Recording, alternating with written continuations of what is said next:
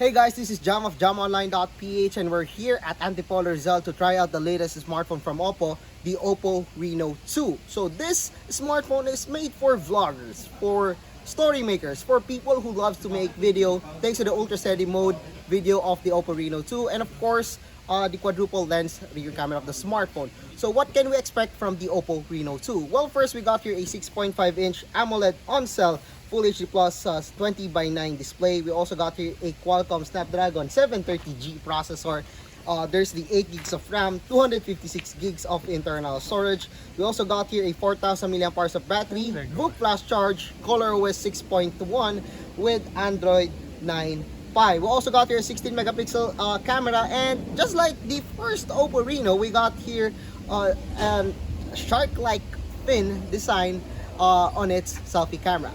So I guess that's it for the specifications. Now let's go ahead to the hands-on of the OPPO Reno2. So let's check out the smartphone. So the design of the smartphone is very similar to the previous generation, except that we got here a glossy glass back, although I think this one will be attracted masyado sa mga fingerprints. I'm not sure yet, but right now surprisingly wala pa akong nakikita, and this is the luminous black color. So you can see I love the color, I love the design of this one. We still got here the bar sa gitna, the oblong na bar sa gitna, the design. We still got here the protruding button, para siyang nipple sa ThinkPad notebooks.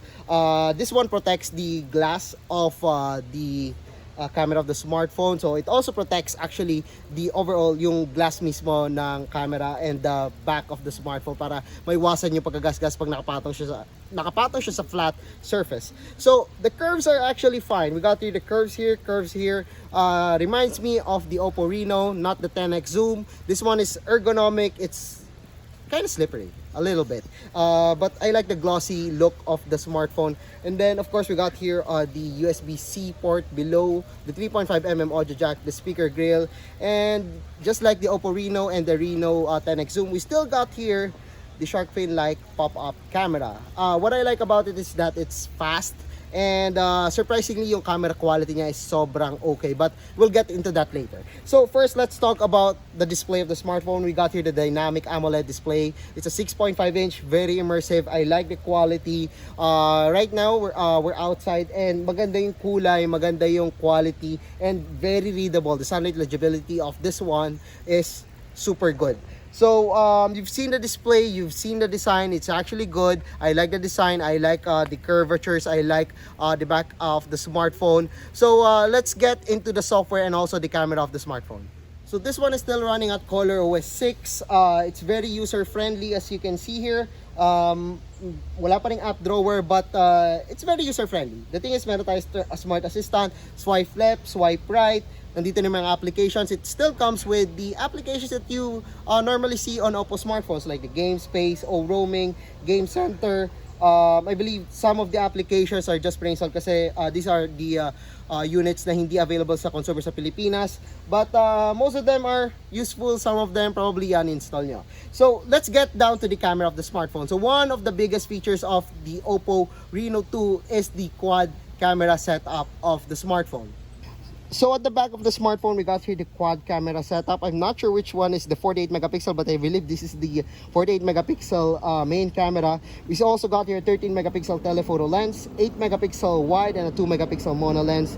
And then on the front, we got here the 16 megapixel front camera. So unlike the 10x zoom, this one is capable of up to 20x hybrid zoom. So I'm gonna show you some of the photos using the smartphone. Oh, but before that, let's talk about the camera application. So the camera app is very similar to the other OPPO smartphones, except that we got some cool features in here. So in video, we can record up to 4K, but the thing here is that we can actually do bokeh videos and even adjust it. So nasa sa inyo, but 60% is the ideal bokeh dito sa video, and this is the first smartphone, according to OPPO, the first pop-up camera smartphone with a bokeh video. So you can even use the front camera for bokeh. So yan, meron tayong bokeh right now, or the rear camera of the smartphone. So both my bokeh, just press this button. Yan. So you can actually turn it off. Medyo may bug yata, but yeah. Yan. So see here. So yeah, you can turn off the bokeh here. There we go. So we got here the photo, we got here the portrait. Of course, we got here the night mode, panorama, expert time lapse, slow-mo sticker. Basically, these are the basic things na ma-expect nyo sa OPPO Reno2. And let's check out the shots that I took using the OPPO Reno2. So yan, big upgrade siya sa previous generation actually. So, na-surprise ako na ang laki ng difference niya. So, on natin auto-rotate. It's a big upgrade from the OPPO Reno, and as you can see here, we got a really nice bokeh in here. The details are super crisp and super nice, although it's a little bit overexposed at this part, but overall ang ganda nung quality na nakuha natin dito sa OPPO Reno2. So this one is using the wide angle lens, and surprisingly the wide angle lens again is a big upgrade. Ang ganda ng quality, ang ganda na nakuha nating shot dito sa Reno2. So this was another shot using the main camera. As you can see here, the details are super nice. So here's a video using the front camera of the smartphone, and we use the bokeh video.